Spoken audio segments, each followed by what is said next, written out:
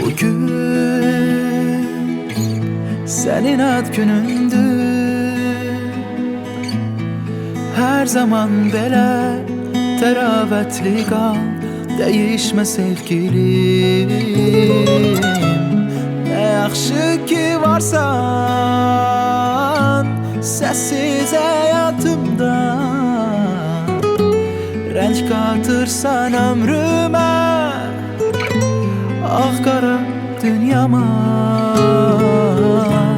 Ne yaxşı ki varsan, varlığınla yaşadırsan. Seni verene kurban, Allah qismət eləsin birgə yaşlanar. Seni verene kurban, Allah qismət eləsin birgə yaşlanar, birgə yaşlanar.